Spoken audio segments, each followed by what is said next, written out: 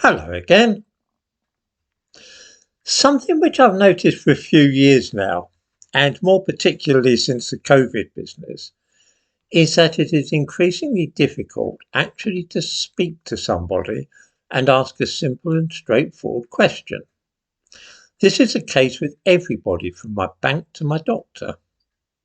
There was a time when I'd ring up the surgery or telephone my bank and somebody would answer the phone and deal with my inquiry promptly. These days, though, whenever I ring any company or public body, I get a recorded message telling me that they are experiencing a very high call volume and advising me to ring back later. Then I am told that I am number 268 in a queue, and after half an hour or so, I generally give up. If by some miracle I do get through, then I usually end up speaking to somebody in India who has no idea what I'm talking about.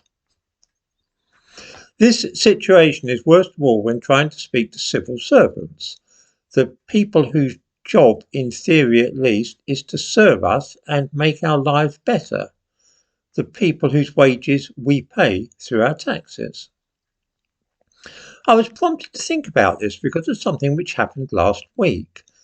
Let me share a little anecdote with viewers, which, although common enough today, is, when you think about it, truly extraordinary. I wanted to speak to the office which deals with income tax so that I could ask a simple question about my tax rating. It would take them about 10 seconds, I think, to give me the information I sought. Once they just looked and saw my record, they could tell me at once what I wanted to know. According to the website, there were three possible ways of doing this. One was live web chat, the second the telephone, and the third by writing a letter. I tried to use the web chat, but it soon became apparent that this was an automated system using AI to answer frequently asked questions. It was hopeless for an individual inquiry about my tax affairs. The system recognised this itself and told me that I needed to exchange messages with a human agent. I clicked on this option and was informed that no human agents were currently available. It looked as though I'd have to telephone. I rang up the relevant number of the Revenues and Customs Service and listened to a recorded message and various options, one of which I chose. I then heard a recorded message saying, and I quote, "We are currently experiencing a very high call volume. You may wish to ring back later. Goodbye." Upon which the line went dead and I was cut off. I have never in my life known anything so abrupt and final when trying to contact a government department. What this meant was that trying to get an answer to a very simple but important question, the information about which was not to be found on the website, meant that I was obliged to use the third suggested means of communicating with His Majesty's Revenue and Customs. That is to say, I had to write them a letter. At first, I thought this meant that communicating with the tax office was no faster today than it had been during Queen Victoria's reign, which would have been a ludicrous enough situation in itself. But it soon occurred to me that it was actually a damn sight slower. In the 19th century, there were 6 postal deliveries each day, and the last was about 8 o'clock in the evening. I need hardly tell viewers that the modern postal service is not quite that frequent and efficient. This then is the situation.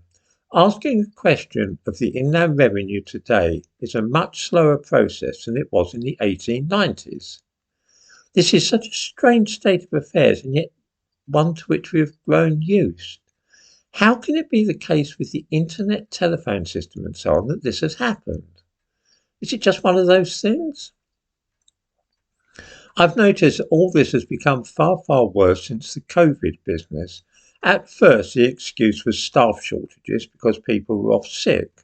Then it was because they were working at home during the lockdowns. This is no longer reasonable, though. It's become a permanent state of affairs. I'm inclined to think it's a deliberate thing that civil servants have decided that they no longer need to have any contact with the general public, that is to say mugs like me whose taxes pay their wages. They've withdrawn from sight and made themselves unavailable. We can't even speak to them on the telephone now. I have not received an answer to my letter, and I doubt if I ever will. Those who run our lives simply do not feel that they should answer even the simplest questions, and they are now utterly remote from ordinary people. Everybody knows this has happened, but everybody but me seems to take it for granted. Nobody I have told this story to finds anything odd or out of the ordinary about it. We just take it for granted now that communicating with the government department is slower than it was during the Victorian era.